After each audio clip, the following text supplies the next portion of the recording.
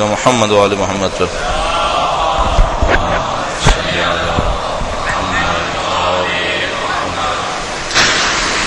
اعوذ باللہ من الشیطان الرجیم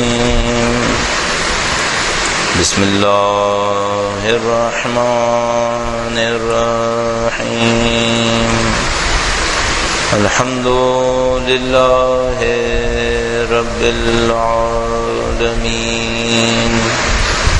والصلاة والسلام على سید الانبیاء والمرسلین حبیب الہ العالمین بالقاسم محمد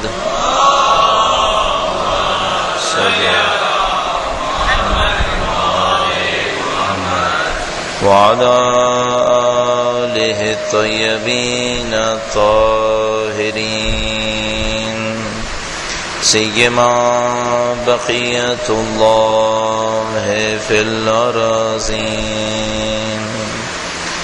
قال اللہ تعالی فی کتابہ الکریم بسم اللہ الرحمن الرحیم ام حسبت ان اصحاب الكهف والرقیم كانوا من آیاتنا عجبا. درود بھیجے گا محمد وآل محمد.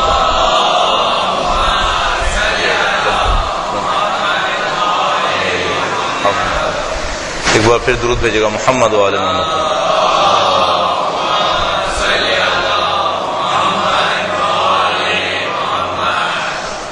آپ میں سے بعض افراد کے علم ہے کہ اس پروگرام کی حقیقت صرف زیارت عاشورہ کو معاشرے کے اندر مزید رواج دینا ہے. پوری کوشش یہ کی جا رہی ہے کہ کسی طریقے سے یہ عظیم الشان زیارت جو اہل بیت اطہار علیہ السلام کے انتہائی اہم آثار میں سے ہے یہ معاشرے کے اندر رائج ہو اور اس کے اثرات سے ہم اور آپ مستفید ہو سکیں. اسی سلسلے میں یہ کوشش چند دوستوں نے مل کر کی ہے اور اس کا عنوان اس طرح سے ہے کہ یہ مجلس ہوگی اور اس کے بعد چند منٹ کے لیے زیارت عاشورہ پڑھی جائے گی اور درخواست یہ ہوگی کہ عاشورہ کی ثقافت معاشرے کے اندر رائج ہو. یعنی ہدف یہ نہیں ہے کہ ایک دن زیارت عاشورہ پڑھی جائے، ہدف یہ ہے کہ زیارت عاشورہ لوگوں کے اندر عام ہو جائے اور حسب استطاعت جو جس حد تک پڑھ سکتا ہے اس کو پڑھے. اس مجلس کے لیے بھی ہم نے عنوان یہی سوچا ہے کہ ہم کچھ زیارت عاشورہ کے فضائل کے اوپر اور اس کے پس منظر پر، اس کو پڑھنے کے طریقہ کار کے بارے میں اور اسی سے مربوط دوسرے عناوین کے اوپر چند منٹ آپ کی خدمت میں آرائز پیش کریں. درود بھیجے گا محمد و آل محمد.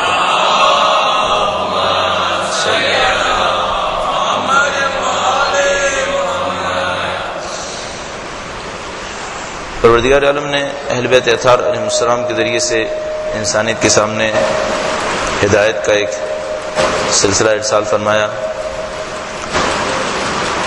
اور اس فکر کو بعد میں ہم نے شیعت کے نام سے پہچانا جو پروردگار عالم نے اسلام کا نام دیا اور جب مختلف فرقوں میں بٹے تو اس فرقے کے نام میں شیعہ کا لفظ قرار پایا.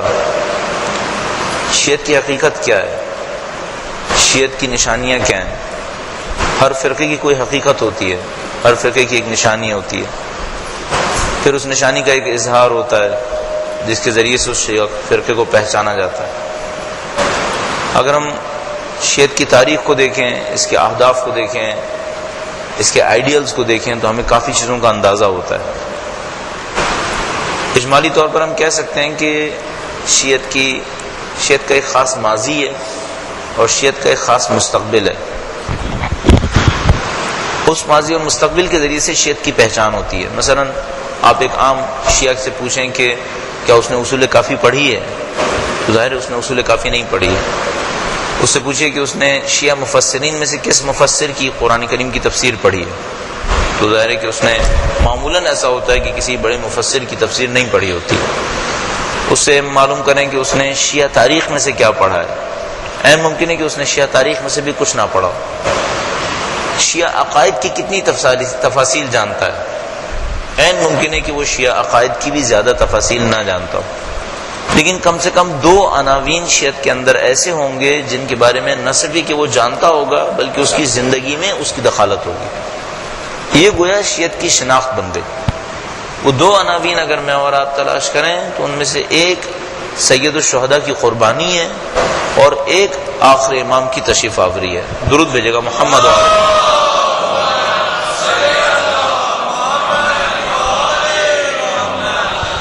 یعنی عین ممکن ہے کہ کوئی شیعت کی تفاصیل کو نہ جانتا ہو، ایک عام گلی کوچے کے اندر رہنے والا شیعہ شاید ان تمام تفصیلات سے آگاہ نہ ہو، لیکن وہ بہت اچھی طرح جانتا ہے کہ سید الشہداء نے قربانی دی ہے۔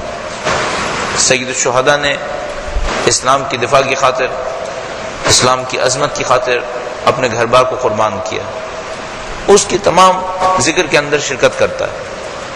کم از کم اتنا ہوتا ہے کہ وہ سال میں کچھ بھی کرتا رہے، ان ایام کے اندر اپنے آپ کو سید الشہداء کا ایک خادم سمجھتا ہے، اس کے لیے اپنے وقت کو بھی قربان کرتا ہے، اپنے پیسے کو بھی قربان کرتا ہے، اور اگر ضرورت پڑے تو اپنی جان کو بھی قربان کرتا ہے۔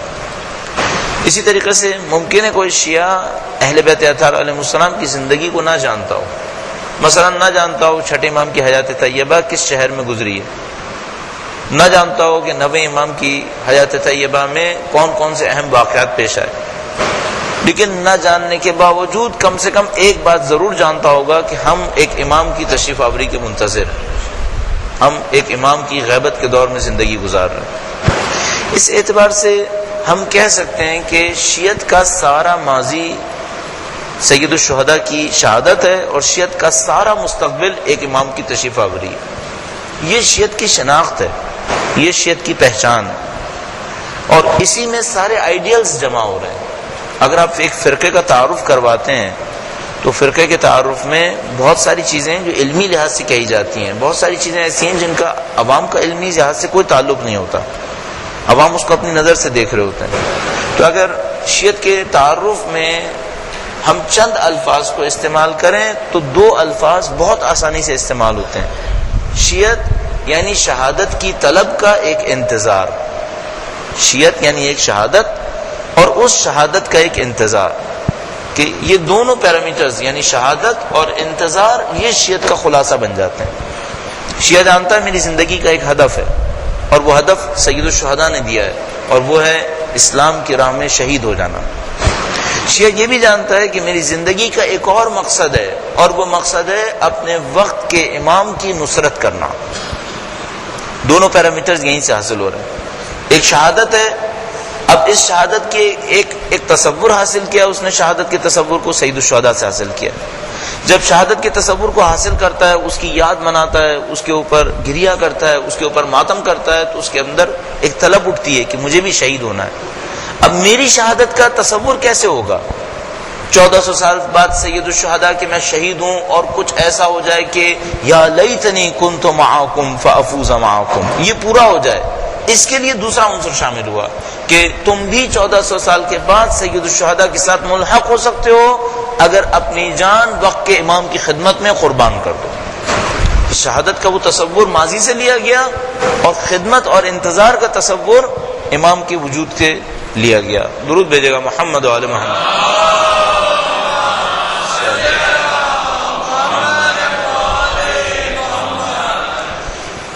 حقیقت یہ ہے کہ جتنا شیعت کے اندر یہ 2 تصور اکٹھے رہیں، یہ تصور کمال پیدا کرتے ہیں۔ یہ تصورات، یہ دونوں پیرامیٹرز شیعت کو ایک ایسی جگہ پہ لے جاتے ہیں جو شیعت ناقابل شکست بن جاتی ہے۔ ابھی بہت زیادہ اس تفصیل میں جانے کا موقع نہیں ہے کہ شہادت طلب قوم کو کوئی شکست نہیں دے سکتا، ہر قوم کو شکست دی جا سکتی ہے۔ یعنی کوئی قوم ایسی ہو جس کے پاس پیسہ بہت ہے، اس قوم کو شکست دی جا سکتی ہے۔ ایک قوم ہے جس کے پاس طاقت بہت ہے، اس کو بھی شکست دے سکتے ہیں۔ ایک قوم ہے جس کے پاس عقل بہت زیادہ ہے، ٹیکنالوجی بہت زیادہ ہے، سائنس بہت زیادہ ہے، اس قوم کو بھی شکست دے سکتے ہیں۔ لیکن ایک قوم وہ جس کا مرنا کمال ہو، اس کو آپ شکست نہیں دے سکتے تھے، اس قوم کو کبھی شکست نہیں دیا جا سکتا۔ یہ شیعت کا کمال ہے کہ اس نے مرنے کو کمال قرار دے دیا ہے، اور جب مرنے کو کمال قرار دے دیا ہے تو اب کوئی بھی دشمن شیعت کو شکست نہیں دے سکتا۔ اور میں نے عرض کیا اسی لیے شروع میں کہ شیعت سے ہمارا مطلب وہ اصلی اسلام ہے کہ جو روئے زمین کے اوپر انسانوں کی ہدایت کے لیے دیا گیا تھا. اب اس قوم کو کوئی شکست نہیں دے سکتا. اس کی وجہ یہ ہے کہ کسی بھی انسان کو دی جانے والی دھمکیوں میں آخری دھمکی جان کی دھمکی ہوتی ہے. آخری دھمکی جان کی دھمکی ہوتی ہے. اور کربلا کے پس منظر میں اگر دیکھیں تو اس سے بڑھ کر بھی ایک دھمکی ہوتی ہے اور شیعہ وہ بھی جھیل سکتا ہے. یعنی اگر کربلا کے واقعے کو دیکھیں تو کربلا صرف جان کی دھمکی نہیں ہے، کربلا اسارت کی دھمکی ہے، کربلا بے پردگی کی دھمکی ہے. اور اہل بیت نے سکھایا کہ ہم یہ بھی جھیل سکتے ہیں، ہم یہ بھی جھیل سکتے ہیں. اب کچھ بچا نہیں ہے جس سے دھمکی دی جا سکے. صرف ایک بات چاہیے، کوئی سید الشہداء کی فکر کو سمجھ لے، بس کوئی سید الشہداء کی قربانی کو قبول کرے اور اپنے اندر لانے کی کوشش کر لے. دونوں طرف سے ایک ایک غلطی ممکن ہے، دونوں طرف سے ایک ایک خطا ممکن ہے. اگر شیعت میں دو پیرامیٹر ہوں، ایک شہادت اور ایک انتظار اس شہادت کا، میں نے عرض کیا اس قوم کو کوئی شکست نہیں دے سکتا. اور انتظار سچا انتظار، شہادت سچی شہادت. مثلا شہادت منائے اور یہ سوچے کہ میں نے شہید ہونا ہے، انتظار کرے اور یہ سوچے کہ میرے وسائل اپنے امام کے لیے قربان ہونے. اب اس قوم کو کوئی شکست نہیں دے سکتا. میں نے عرض کر دیا اس شہادت کے پیچھے اور بھی بہت کچھ ہے. شہادت کے پیچھے صرف جان دینا نہیں ہے، عرض ہوا کہ اس کے اندر سید الشہداء نے سب کچھ دے دیا. تو کوئی اس قوم کو شکست نہیں دے پائے گا.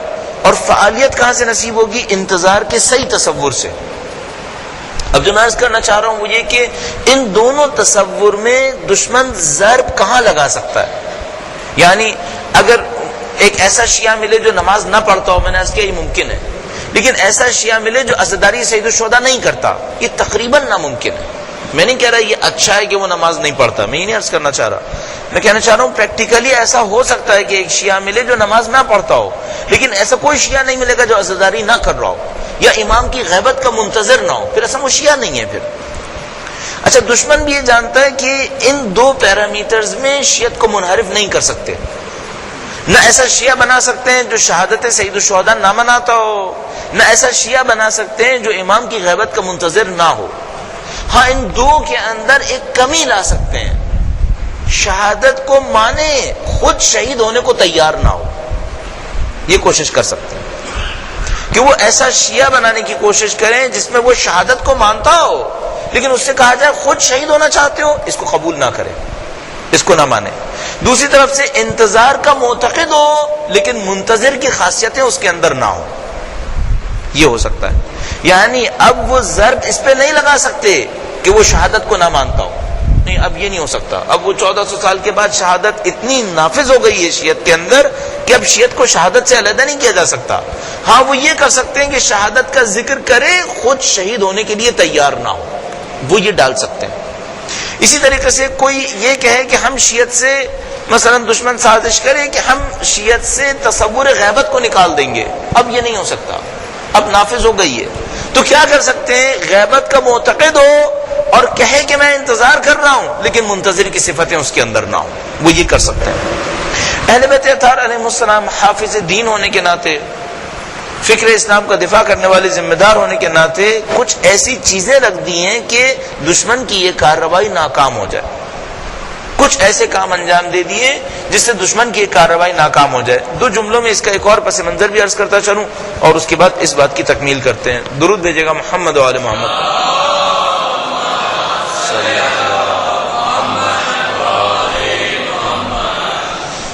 اہل بیت اطہار علیہ السلام کے کام میں ایک بات بہت واضح نظر آتی ہے کہ پلاننگ نہیں ہے، اسٹریٹجی ہے. یعنی اگر ان دو الفاظ کی تقسیم کو ہم قبول کریں کہ پلاننگ کم وقت کا منصوبہ ہے اور اسٹریٹجی بہت لمبی مدت کا منصوبہ ہے، تو ان کے کام کے اندر مسلسل نظر آتا ہے کہ جز وقتی کام نہیں ہے، لمبی مدت کا کام. اگر وہ ضرب لگا رہا ہے کوئی دشمن اسلام کے اکیڈمکس کو روک کر، اس کے علم کو روک کر، تو انہوں نے کچھ ایسا کام کیا کہ اسلام میں انحراف پھر بھی نہ آئے. مثلا اگر انہوں نے درس کا راستہ روکا، کتابوں کا راستہ روکا، اہل بیت اطہار علیہ السلام سے لوگوں کو ملنے سے روکا، تو انہوں نے دعا کا راستہ اختیار کیا اور دعاؤں کے ذریعے سے وہ تمام معارف، اسلام کی تعلیمات جو پھیلنی تھی وہ دعا کے ذریعے سے پھیلانے کی کوشش کی. یہ ان کا ایک طریقہ کار ہے. اسی طریقے سے اچھا یہ حفاظت کا بہترین طریقہ کار ہے. کہ وہ دشمن کی سازش کا ایسا مقابلہ کریں کہ جس کے اندر انسٹیٹیوشنز کی بھی ضرورت نہ پڑے، اداروں کی بھی ضرورت نہ پڑے۔ تھوڑا سا میں اس جملے کو اور تشریح کر دوں، بعض اوقات ہم کسی ذمہ داری کو انجام دینا چاہتے ہیں، ہمیں ایک ادارہ چاہیے۔ اہل بیت اطہار علیہ السلام کے کام میں خوبی اتنی عجیب ہے کہ وہ جب کسی کام کو انجام دیتے ہیں، ایک کام وہ انجام دیتے ہیں جس کے لیے ادارہ چاہیے، لیکن اس کے پیرالل کوئی ایسا کام کر دیتے ہیں جس کے لیے ادارہ نہیں چاہیے، بس عوام کے اندر اثر و رسوخ چاہیے اور کچھ نہیں چاہیے۔ مثلا ایک کام 5ویں امام اور 6ٹھے امام نے انجام دیا، وہ جس کے لیے ادارہ چاہیے تھا۔ دونوں ائمہ اطہار پر درود بھیجیں، محمد و آل محمد۔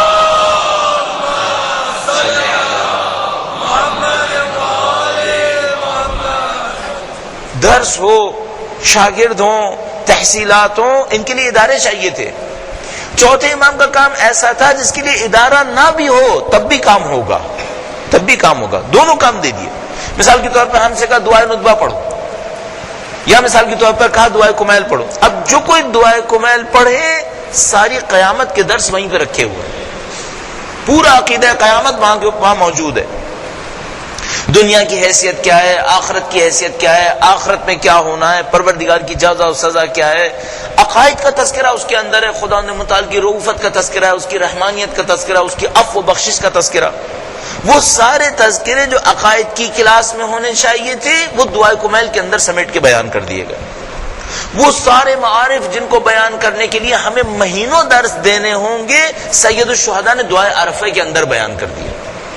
دو پیرالل نظام رکھے، ایک وہ نظام جس کے لیے اداروں کی ضرورت ہے، جب موقع ملے تو ادارے بنے اور وہ کام کریں، اور خدا نہ کرے اگر ایسا ہو کہ ادارے نہ بن سکیں تو ایک اور نظام ہو جس کے لیے اداروں کی ضرورت نہیں ہے، وہ خود سے اپنا کام کر رہا ہو۔ اب مثال کے طور پر کسی آدمی نے کہا کہ مولا میں قرض کے بار میں دبا ہوا ہوں، کہا قرض کے لیے ایک دعا ہے۔ اب قرض کے لیے وہ جب دعا پڑھیں گے خود بخود دیکھیں گے اس میں قرض کا تذکرہ کم ہے، عقائد کا تذکرہ زیادہ ہے۔ یہ کیا طریقہ کار ہے؟ یہ ہے کہ لوگ اپنی مشکلات کو حل کرنے کے لیے جب اس دعا کو پڑھیں گے اس کے ذریعے سے عقائد کی تعلیم کو حاصل کر رہے ہوں گے۔ تو دو نظام ساتھ ساتھ دیے۔ اب اسی قانون کو آپ حفاظت کے معاملے کے اندر بھی لے آئیے۔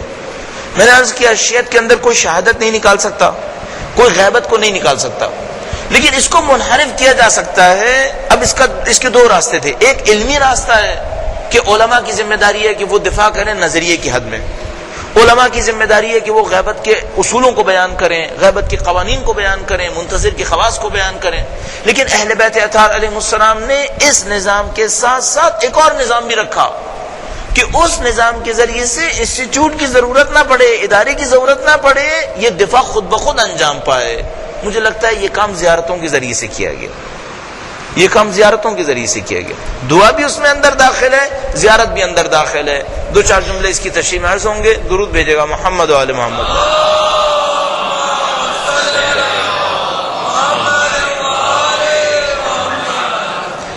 اب دعائے عہد کا مطالعہ فرمائیے، اس لیے میں نہیں کہہ رہا صرف پڑھیے، بلکہ میں کہہ رہا ہوں مطالعہ فرمائیے۔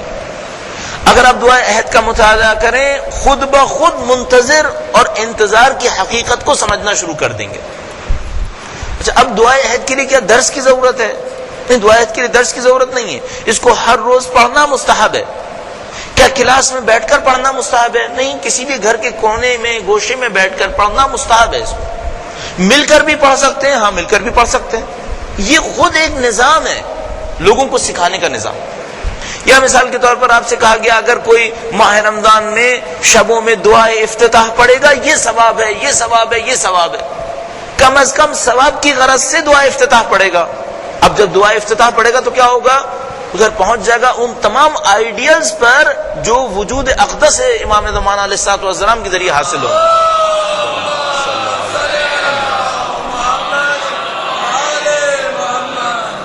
اے خدایا نرجو الیک فی دولت کریمہ، نرغب الیک فی دولت کریمہ تعز بها الاسلام واہلا وتذل بها النفاق واہلا وتجعلنا فیها من الدعاة الى طاعتک۔ وہ تمام آئیڈیلز جو ان امام مقدس کے ذریعے سے پورے ہونے ہیں وہ سب دعا افتتاح کے اندر دعا کی صورت میں بیان ہو گئے۔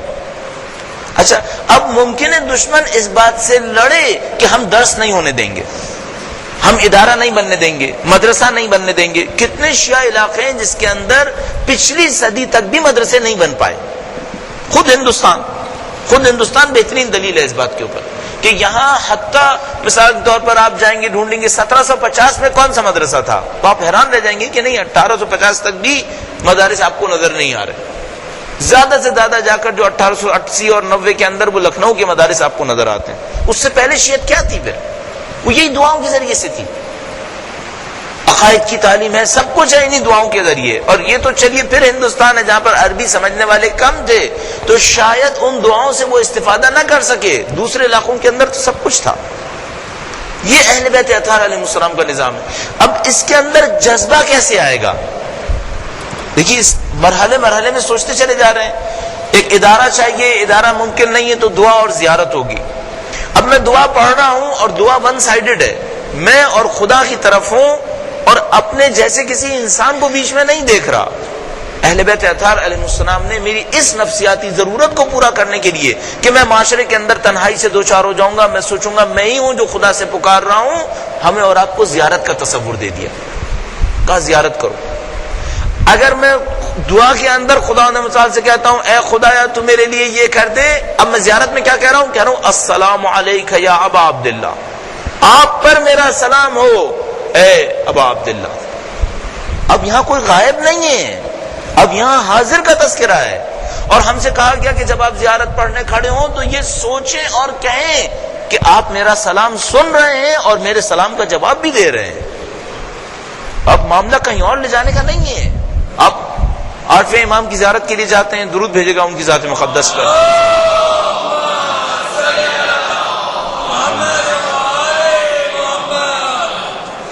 اذن دخول کے اندر لکھا ہوا ہے کہ مولا میں گواہی دیتا ہوں کہ آپ میرا سلام سن رہے ہیں، میرے سلام کا جواب دے رہے ہیں، لیکن میری سماعت میں طاقت نہیں ہے کہ میں آپ کے سلام کو سن سکوں. البتہ میری فکر میں اتنی طاقت ہے کہ میں آپ کے مناجات کی لذت کو احساس کر سکتا ہوں. میری فکر کے اندر اتنی طاقت ہے. اہل بیت اطہار علیہ السلام نے انسانوں کو جوش دلانے کے لیے، ولولہ دلانے کے لیے کہ کہیں تنہائی کا احساس نہ کریں، زیارت کا تصور دیا. اب زیارت میرے اور حجت خدا کے درمیان ایک رابطہ ہے، ایک مسلسل رابطے کا نام ہے. اور ہمارے اجداد نے اس اعتبار سے قابل تعریف کام کیا جو دوسرے علاقوں کے اندر ہمیں نظر نہیں آتا. مثلا آپ اگر ایران تشریف لے جائیں تو آپ نہیں دیکھیں گے کہ وہاں پر ہر نماز کے بعد زیارت پڑھی جاتی ہو، وہاں پہ ایسا نہیں ہے. لیکن اگر آپ ہندوستان میں آئیں تو آپ دیکھیں گے کہ یہاں ہر نماز کے بعد چاہے کوئی گھر میں بھی پڑھ رہا ہو تو زیارت ضرور پڑھے گا، زیارت ضرور پڑھے گا. یہ قابل تعریف عمل تھا. صرف ایک مشکل کے ساتھ، زیارت پڑھنے والا بھی یہ نہیں سمجھ پا رہا ہوتا کہ میں کر کیا رہا ہوں. یقین فرمائیے میں نے اس بات کا احساس کیا کہ دوسرے شیعہ علاقوں کے مقابلے میں ہمارے پاس رسوم اچھے ہیں، دوسروں کے مقابلے میں فکر بہت کم، چیزیں اچھی ہیں. مثلا آپ ابھی تک ایران چلے جائیے، وہاں پر نماز ختم ہونے کے بعد باقاعدہ لاؤڈ اسپیکر پر اعلان کرتے ہیں کہ تسبیحات بی بی سیدہ پڑھی جائیں، لوگ نہ بھولیں. عادت نہیں ہے وہاں پر تسبیحات پڑھنے کی، بی بی کی تسبیح پڑھنے کی.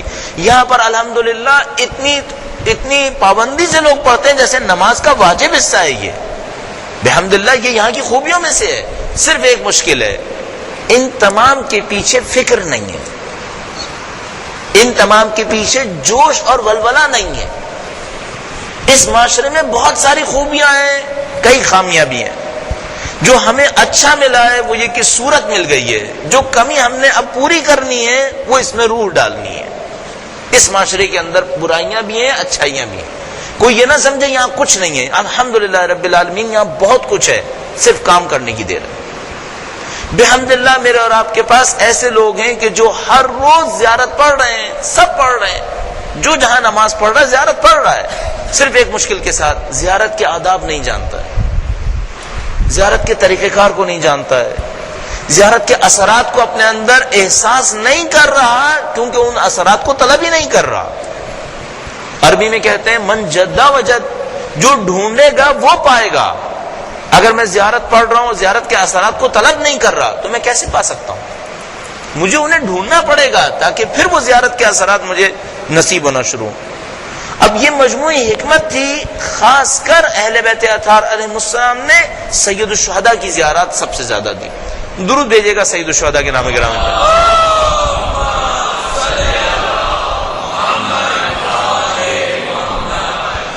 چونکہ سید الشہداء کی ذات میں ایک عظیم الشان قربانی چھپی ہوئی تھی، اور جو رسول گرامی کا فرمان ہے کہ سید الشہداء کے نام پر مومنوں کے دلوں میں وہ حرارت ہے جو کبھی ختم نہیں ہوگی.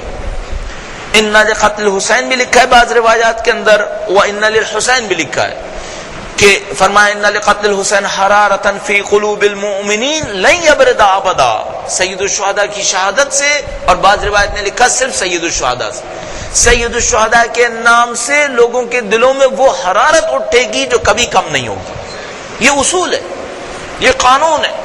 لہذا سید الشہداء کے لیے فرمایا ان الحسین مصباح الہدی و سفینۃ النجات، ہدایت کا چراغ ہیں، نجات کی کشتی ہیں. سید الشہداء کا ایک ایسا پراسرار کردار ہے یہاں پر، گرچہ پراسرار لفظ ان تمام حقیقتوں کو نہیں دکھا سکتا جو سید الشہداء کے اندر ہے. سید الشہداء کا ایک ایسا کردار ہے کہ جو ہم جیسوں کے لیے ناقابل فہم ہے. ہم اور آپ نہیں سمجھ پائیں گے کہ سید الشہداء کا اس پوری کائنات کے اندر کیا کردار ہے، لیکن اتنا سمجھ میں آتا ہے کوئی ایسا کردار ہے کہ 13 معصومین اس کو تقویت دے رہے ہیں، 13 معصومین اس کردار کو اور عظمت دے رہے ہیں، اور تمام انبیاء، اولیاء، اوصیاء سید الشہداء کی شہادت کے اوپر اصرار کر رہے ہیں. اس کا مطلب ہے یہ بہت پراسرار کردار ہے. تفصیل کا موقع نہیں کہ میں عرض کروں گزشتہ کتابوں نے کس طریقے سے سید الشہداء کے کردار کو بیان کیا ہے. خاص کر عیسائیت کے اندر نہیں سمجھ پائی عیسائیت ایک اور مشکل کہ سید الشہداء کے کردار کو کس طریقے سے بائبل نے بیان کیا ہے. جو مجھے لگتا ہے کہ جو سید الشہداء کا کردار اس انجیل کے اندر بیان ہوا ہے، اس کے آخری ابواب کے اندر، مجھے کہیں نظر نہیں آتا کہ ہمارے ہاں اتنی وضاحت کے ساتھ خلقت کائنات میں سید الشہداء کے کردار کو بیان کیا جس طرح سے اس نے بیان کر دیا، گرچہ انتہائی پراسرار اور مرموز طریقے سے. تو سید الشہداء کا ایک عجیب کردار ہے، اور اس کردار کو اہل بیت اطہار علیہ السلام نے زیارات کے ذریعے سے بیان کر دیا.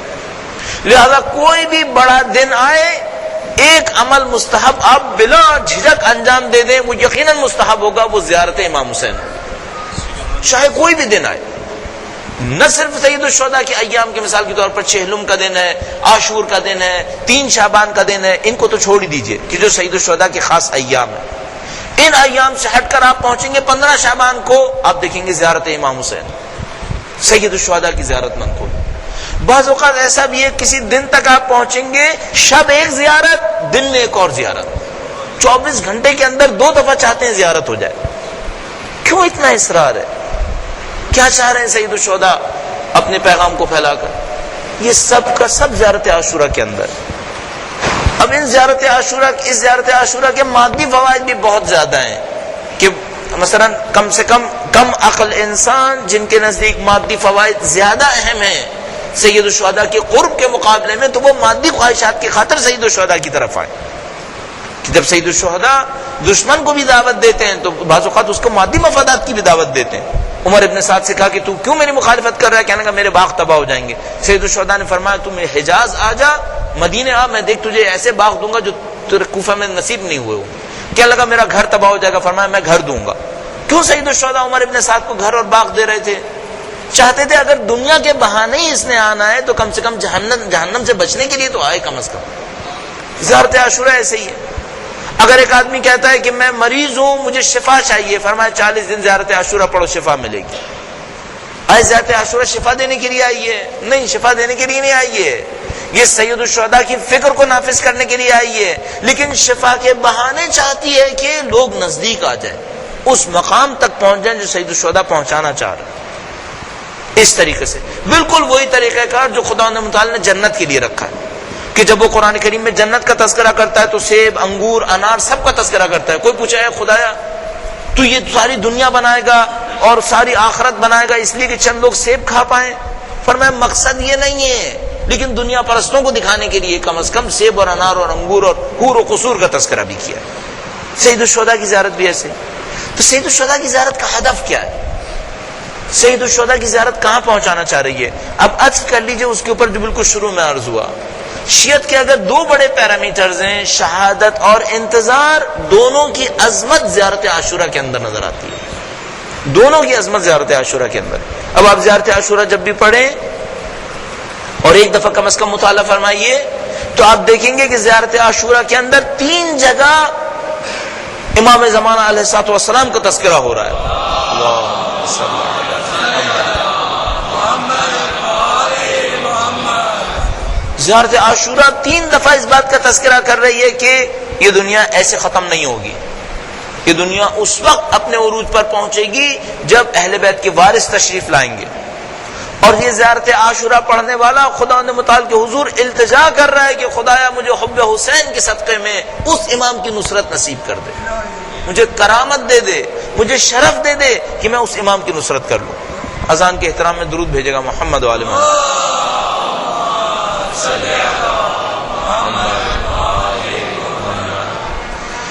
یہ ایک زیارت عاشورہ کی عظمت کہ جس کے اندر ایک طرف سے سید الشہداء کی شہادت اور دوسری طرف سے وقت کے امام کا انتظار، ان دونوں کو ملا دیا گیا اور پڑھنے والے کے سامنے رکھ دیا گیا۔ دوسری بات جو مجھے سمجھ میں آتی ہے، زیارت عاشورہ مسلسل پڑھنے والے کو شہادت کی دعوت دیتی رہتی ہے، مسلسل پڑھنے والے کو کہتی ہے تم بھی پہنچ سکتے ہو، تم بھی سید الشہداء کے مقام میں کھڑے ہو سکتے ہو، ان کے اصحاب کے مقام کو سمجھنے کی کوشش کرو، ان کی قربانیوں کو سمجھنے کی کوشش کرو۔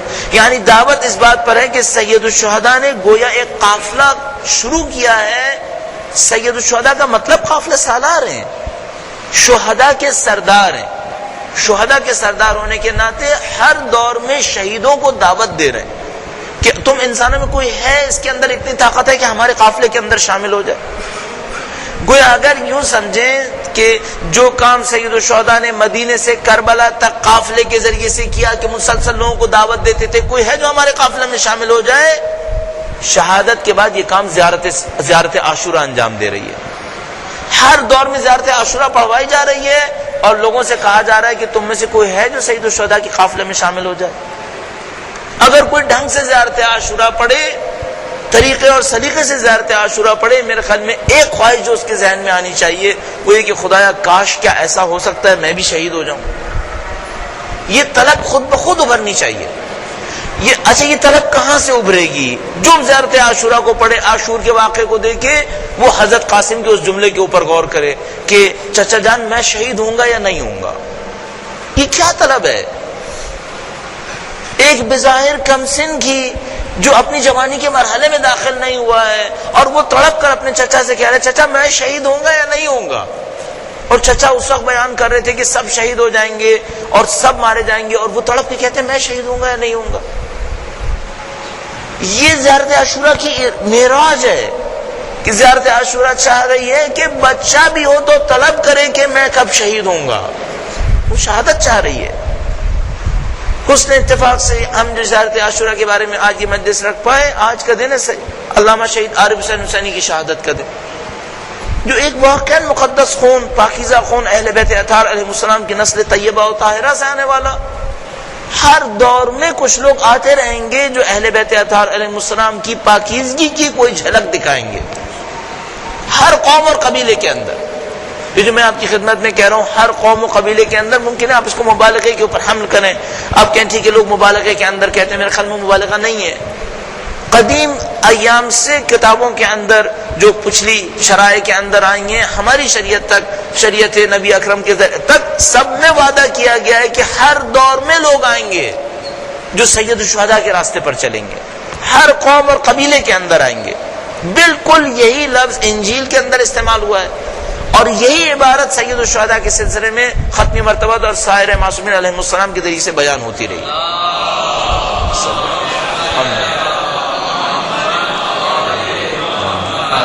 کبھی فرما رہے ہیں حرارت ختم نہیں ہوگی، کبھی فرما رہے ہیں ہر جگہ حسین کے چاہنے والے ہوں گے، کہیں پر بی بی سلام اللہ علیہا اس 11 محرم کے دن چوتھے امام کو وعدہ دے رہی ہیں کہ بیٹا تمہارے باپ کا نام زندہ رہے گا، یہ ختم نہیں ہوگا، یہ مسلسل وعدہ ہے۔ اور مجھے یوں احساس ہو رہا ہے جیسے شاید زیارت عاشورہ ان تمام چیزوں کا ایک وسیلہ ہے کہ زیارت عاشورہ اس روح کو پھیلائے جو سید الشہداء کے ذریعے سے ہم تک پہنچنی ہے۔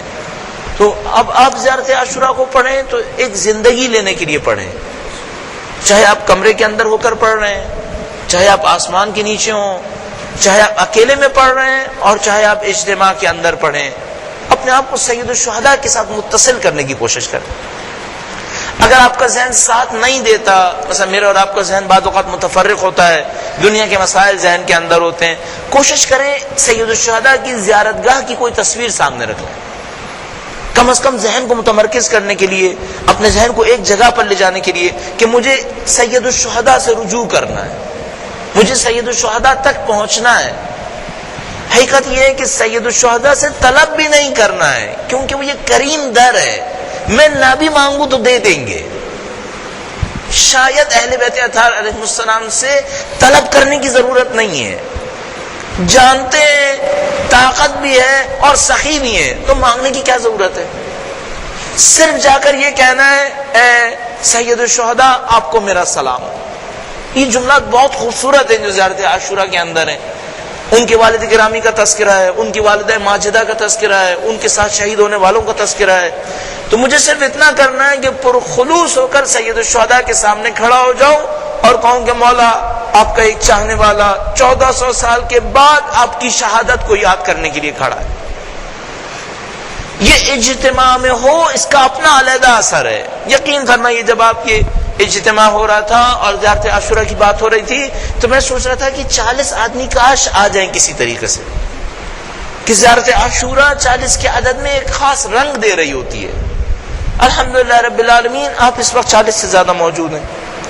اگر ہم دل کی گہرائیوں کے ساتھ سید الشہداء کی زیارت پڑھ سکیں تو شاید اپنے نام اعمال کے اندر ایک بہت اہم اضافہ کر سکیں گے، لیکن ہمیں دل کی گہرائیوں میں جانا پڑے گا، سید الشہداء کے روضہ اقدس کو سوچنا پڑے گا۔ مجھے پچھلے مہینے سعادت ملی سید الشہداء کے روضہ اقدس تک پہنچنے کی، اور زندگی کے یادگار ترین لمحات میں شامل ہو گیا۔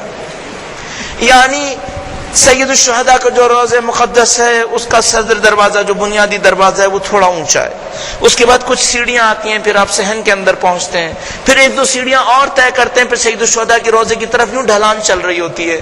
تو جیسے ہی آپ روضے سے گزرنے لگتے ہیں لگتا ہے جیسے قتل گاہ کی اس گودال کے اندر پہنچ رہے ہیں جہاں سید الشہداء زمین پہ تشریف فرما، اور ذرا سا پلٹ کر دیکھیں تو آپ کو تلہ زینبیہ کا وہ مزار نظر آئے گا، تو آپ کے ذہن میں آئے گا جیسے گویا زینب کبریٰ ابھی بھی کھڑے ہو کر اپنے بھائی کو اس گودال کے اندر دیکھ رہی ہیں۔ زیارت گاہ عجیب زیارت گاہ ہے، ان تمام معنوی اثرات کے ساتھ ہے جو سید الشہداء کی زیارت گاہ کے اندر ہونے چاہیے۔ اگر آپ کے اور میرے لیے سید الشہداء کے تصور کو اپنے ذہن میں لانا مشکل ہو رہا ہے، کوئی زیارت گاہ کی تصویر اپنے سامنے رکھ لیجئے، کوئی سید الشہداء کی نشانی اپنے سامنے رکھ لیجئے، کوئی کربلا کی مٹی کا ٹکڑا ہی اپنے سامنے رکھ لیجئے، اور زیارت کو شروع کرنے سے پہلے چند سیکنڈ کے لیے اپنے مولا سے کچھ طلب کیجئے۔ مولا سے کہیے مولا 1400 سال سے آپ کے عاشق آپ کو پکار رہے ہیں، میں بھی ایک خادم ہوں، میں بھی آپ کی درگاہ پہ آیا ہوں، آپ کریم ہیں، آپ نے کرامت کے وعدے کیے ہیں کہ آپ کسی مانگنے والے کو پلٹائیں گے نہیں، میں دنیا مانگنے نہیں آیا، میں آپ کا عشق مانگنے کے لیے آیا ہوں، میں دنیا مانگنے نہیں آیا، میں آپ کی راہ میں قربانی مانگنے کے لیے آیا ہوں۔ آپ دنیا داروں کو دنیا دیتے ہیں، آپ اہل عشق کو عشق دیتے ہیں، آپ بہت سارے اعتراف کر سکتے ہیں، میں نہیں کہہ رہا ہم ہر روز یہ ساری تفاصیل کر پائیں گے، لیکن کم سے کم اپنے دل کے اندر یہ سب کچھ رکھتے ہوں کہ کس بہانے سے جائیں، کیا کہہ کر جائیں سید الشہداء کے سامنے۔ شاید بیان کرنا نقصان دہ ہوتا ہے انسان کے لیے، لیکن صرف اپنے تجربے کی خاطر آپ کی خدمت میں عرض کر رہا ہوں کہ جب میں زیارت گاہ کی طرف چلنے لگا، زیارت کا ارادہ کیا، تو سید الشہداء کی زیارت میں مسلسل رکاوٹیں آ رہی تھیں، اور میں ڈر رہا تھا کہ کہیں ایسا تو نہیں کہ سید الشہداء مجھے قبول نہیں کرنا چاہتے ہیں، اور میری رکاوٹ بن رہی ہے کہ سید الشہداء نہیں چاہتے اس نااہل کو حرم کے اندر داخل ہونے دیں۔ میرے سامنے اس کے سوا کوئی راستہ نہیں تھا کہ میں کسی کا توسل کروں اور سید الشہداء کے سامنے اپنی درخواست پیش کروں۔ جو میرے ذہن میں آیا، میں نے سید الشہداء کے بھائی کا دروازہ کھٹکھٹایا، میں نے کہا یا ابو الفضل العباس، آپ حرم حسین کے محافظ ہیں، آپ کی اجازت کے بغیر کوئی حرم حسینی تک نہیں پہنچ پائے گا، اے میرے مولا میرے ہاتھ کو تھام دیجئے۔ مولا ابو الفضل العباس سے التجا ہوئی، ان سے درخواست ہوئی کہ مولا آپ اپنے بھائی کے محافظ ہیں، میرے اندر طاقت نہیں ہے کہ آپ کے بھائی سے کلام کروں، لیکن مولا آپ تو وہ ہیں جو دوسروں کا ساتھ دے رہے ہوتے، آپ باب الحوائج ہیں، میری حاجت کو پورا فرمائیے، مجھے آپ کے بھائی کے حرم تک پہنچنا ہے۔ صرف تجربے کی خاطر عرض کر رہا ہوں کہ میں نے سوچا تھا کہ جب میں کربلا پہنچوں گا پہلے سید الشہداء کے حرم میں نہیں جاؤں گا، پہلے مولا ابو الفضل عباس کے حرم میں جاؤں گا۔ خدا نے متعال کا کتنا شکر بجا رہا ہوں کہ سید الشہداء نے مجھے مولا ابو الفضل عباس کے دروازے کے سامنے رکنا نصیب کیا، اور یوں طے ہوا، یوں لگا جیسے مولا ابو الفضل عباس کہہ رہے ہیں کہ اب اگر تم ہمارے در پہ آنا چاہتے ہو تو در کے اوپر رکنا دے دیں گے۔ بہت کرامت کے دروازے ہیں یہ، بہت اہل کرامت ہے۔ طلب چاہیے ہمیں۔ ایک عارف نے بہت خوبصورت جملہ کہا ہے، بہت نفیس روایات سے حاصل ہونے والا ایک جملہ۔ ایسا ہوتا ہے کہ کبھی میں اور آپ پیاسے ہوتے ہیں، کوئی ہماری پیاس کو نہیں سمجھ پاتا اور کوئی پانی کو تقسیم کر رہا ہوتا ہے تو ہمیں اس سے کہنا ہوتا ہے کہ مجھے بھی پانی دے دو۔ یہ ایک انداز ہوتا ہے مانگنے کا کہ آپ مثال کے طور پر مانگنے کے لیے کھڑے ہوئے اور آپ نے کہا مجھے پانی دے دو۔ ایک دفعہ ایسا ہوتا ہے آپ کو پتا ہوتا ہے کہ اگر سامنے والے کو پتا چل گیا کہ میں پیاسا ہوں تو پانی تو دے ہی دے گا، تو آپ کھڑے ہو جاتے ہیں، یہ نہیں کہتے مجھے پانی دو، آپ اس سے کہتے ہیں میں بھی پیاسا ہوں۔ ایک دفعہ سامنے والے کے پاس اتنا علم ہے، اتنا شعور ہے کہ آپ کو اس کو کہنے کی ضرورت نہیں ہے مجھے پانی دے دو یا میں پیاسا ہوں۔ اگر آپ سامنے کھڑے ہو جائیں آپ کے پیاسے لب چیخ کر کہہ دیں گے میں پیاسا ہوں، اور وہ سمجھ جائے گا اور پانی دے دے گا۔ سید الشہداء کون ہے؟ سید الشہداء کون ہے؟ ایک واقعہ عرض کروں آپ کی خدمت میں۔ حور کا لشکر سید الشہداء کے سامنے پہنچا، سید الشہداء نے حکم فرمایا سب کو پانی دینا شروع کرو، سب کو پانی پلانا شروع کیا۔ آپ نے مشہور واقعہ سنا ہے کہ ایک پانی پلانے والے نے، البتہ اس موقع پر سید الشہداء کے پاس آ کر کہا گیا کہ اے مولا یہ لشکر 1000 کا ہے، اگر ہم نے ان 1000 کے لشکر کو پانی پلایا تو ہمارے پاس پانی ختم ہو جائے گا، پھر ہم مشکل میں پڑ سکتے ہیں۔ سید الشہداء نے فرمایا ہماری مشکل کی کوئی پرواہ نہیں ہے، ان پیاسوں کو پانی پلانا فریضہ ہے، ان کو پہلے پانی پلایا جائے۔ گویا کوئی پانی پلانے والا جب پانی پلاتا ہے ایک جانور کے سامنے ظرف رکھتا ہے، جانور پانی کے پینے کے لیے منہ ڈالتا ہے، جیسے ہی نکالتا ہے وہ پانی کے ظرف کو وہاں سے ہٹا لیتا ہے۔ سید الشہداء دیکھ لیتے ہیں، تشریف لاتے ہیں، کہتے ہیں دیکھو شاید جانور نے سانس لینے کے لیے پانی سے منہ ہٹایا ہو، تم ظرف کو اتنا رکھو کہ یہ 3 دفعہ اپنا سر دوبارہ ڈالے اور نکالے۔ یہ سید الشہداء ہے، جانور کی پیاس کو بھی احساس کر رہے ہیں۔ پھر ایک موقع پہ ایک آدمی ایک عجیب روایت لکھتا ہے، کہتا ہے میں حور کے لشکر میں سے تھا لیکن لشکر میں پیچھے رہ گیا تھا، کہتا ہے میں لشکر کے ساتھ نہیں پہنچ سکا اور میری حالت بہت خراب تھی پیاس سے، میں لڑکتا ہوا لشکر کے پیچھے چل رہا تھا۔ ایک موقع پر میں دیکھتا ہوں کہ دور سے مجھے لشکر نظر آتا ہے جس کو کچھ لوگ پانی پلا رہے ہیں، کہتا ہے میں سمجھ جاتا ہوں کہ پانی مل گیا ہے، بس مجھے جان بچانے کے لیے اتنا کرنا ہے کہ میں اپنے آپ کو گھسیٹ کر لشکر تک پہنچا دوں، پھر مجھے پانی نصیب ہو جائے گا۔ تو کہتا ہے کہ میں اپنے آپ کو زمین کے اوپر رینگتے ہوئے بڑھاتا ہوں کہ کسی طرح لشکر تک پہنچ جاؤں، کہتا ہے میں اپنے آپ کو اس طرح سے رینگتا ہوا لاتا ہوں لیکن کوئی مجھے نہیں دیکھتا چونکہ سب لوگ مشغول تھے پانی پلانے میں۔ کہتا ہے سید الشہداء ایک جگہ تشریف فرما تھے، وہ دور سے دیکھ لیتے ہیں کہ ایک پیاسا اور آ رہا ہے۔ سید الشہداء کسی اور سے کچھ نہیں کہتے، ایک پانی کا ظرف اٹھاتے ہیں، اس آدمی کے پاس بے نفس نفیس تشریف لاتے ہیں اور اس سے کہتے ہیں کہ اپنے ہاتھوں کو اٹھاؤ میں تمہیں پانی دے دوں۔ کہتا ہے میرے جسم کے اندر طاقت نہیں رہی تھی، میں جب ہاتھوں کو اٹھاتا ہوں تو میرے ہاتھ لرزتے ہیں اور میں پانی کو جمع کرنے کے قابل نہیں رہتا۔ جب سید الشہداء یہ دیکھتے ہیں تو کہتے ہیں کہ اے شخص تو بس اپنا منہ کھول لے، میں تیرے منہ میں پانی ڈال دوں گا تاکہ تیرے حلقوم تک پانی پہنچ جائے۔ اے کاش کوئی سکینہ کی پیاس کو بجھا دیتا۔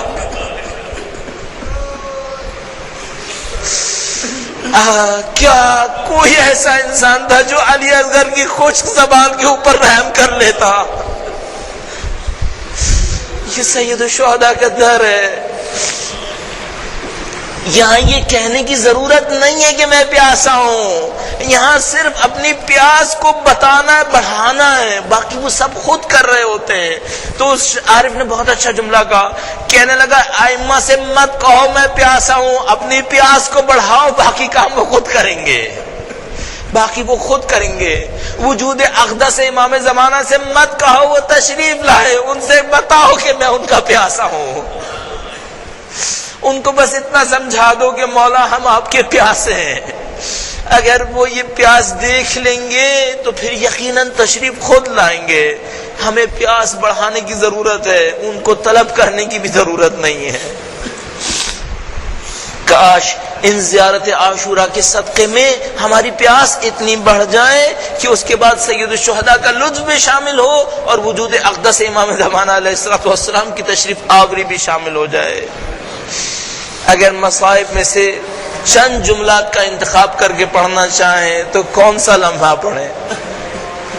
سید الشہداء کی کربلا مصائب کی دنیا ہے، بلکہ مصائب کی معراج ہے۔ تو سید الشہداء کا ہر واقعہ ایک مصیبت ہے، ہر واقعہ ایسا لمحہ ہے۔ یعنی آیا کوئی سید الشہداء کی اس مصیبت کو احساس کرتا ہے جب سید الشہداء جوان بیٹے کے لاشے پر پہنچے اور ایک جملہ کہا کہ اکبر تیرے بعد دنیا میں کچھ نہیں ہے؟ مصیبت ہے واقعہ۔ سید الشہداء کے مصائب میں ایک عظمت ہے۔ آیا سید الشہداء کے مصائب میں اس لمحے کو کوئی احساس کر سکتا ہے جب سید الشہداء نے علی اصغر کو دونوں ہاتھوں پر اٹھایا اور کہا مجھے پانی مت دو، میرے شیرخوار کو پانی دے دو؟ یہ تمام مصائب اہل بیت اطہار ہیں، لیکن کس مصیبت پر واقع امام نے ماتم کیا ہے؟ کون سی مصیبتیں ہیں جس کے اوپر واقع امام نے ماتم کیا ہے؟ زیارت ناہیہ کے اندر امام وقت ان تمام مصائب کو بیان کرتے ہیں۔ زیارت ناہیہ واقع امام کثرت سے پڑھ رہے ہیں، کثرت سے پڑھا کرتے ہیں۔ ایک مصیبت پر پہنچ کر لگتا ہے زیارت ناہیہ کا لہجہ تبدیل ہو جاتا ہے، لہجے کے اندر مصیبت کا اظہار شدت کے ساتھ ہوتا ہے۔ وہ لہجہ کب ہے؟ وہ لمحہ کون سا ہے؟ فرماتے سلام ہو ان بیویوں کو جن کی کجاوے ہماریوں کے اوپر بٹھایا گیا۔ جب واقع امام ان مقدس بیویوں کا تذکرہ کرتے ہیں ان کا لہجہ تبدیل ہو جاتا ہے، لہجے کی مصیبت بڑھ جاتی ہے۔ ایک موقع پر فرماتے ہیں السلام ہو ان بیویوں پر جو خیموں سے نکل کر سید الشہداء کی طرف ماتم کھلا بڑھ رہی تھی۔ یہ مصیبت کے لمحات ہیں جو واقع امام یاد کرتے ہیں، اور انہی مصیبتوں کو یاد کرتے ہوئے ایک جملہ فرماتے ہیں میرے جد امجد میں صبح شام آپ کی یاد میں خون کے آنسو روتا ہوں۔ کون سی مصیبتیں ہیں؟ واقع امام خون کے آنسو رو رہے ہیں۔ میں یہیں سے اپنے امام کی خدمت میں کچھ التجا کروں گا، کہوں گا مولا ہمیں آپ کا دیدار نصیب نہ ہوا، ہمیں نہیں معلوم ہمیں دیدار نصیب ہوگا یا نہیں ہوگا، لیکن اے میرے سرور و سید، اے میرے مالک و سردار، آپ کے جد امجد کی یاد کے لیے کچھ مخلصین یہاں پر جمع ہوئے ہیں، آپ کے جد امجد کو یاد کریں گے، ان کے نام پر زیارت پڑھیں گے۔ ہماری صرف ایک التجا ہے، اے میرے مولا پردہ غیبت سے ایک نظر لطف یہاں پر بھی فرما دیجئے۔ اے مولا آپ کو علی اصغر کی شہادت کا واسطہ، آپ کو علی اکبر کی جوانی کا واسطہ، اے مولا آپ کو اس لمحے کا واسطہ جب زینب کبریٰ طلعہ زینب یہاں پر کھڑے ہو کر اپنے بھائی کی شہادت کا منظر دیکھ رہے ہیں۔ وَسَيَعْلَمُ الَّذِينَ ظَلَمُوا أَيَّ مُنْقَلَبٍ يَنْقَلِبُونَ۔ زیارت عاشورہ پڑھتے ہیں۔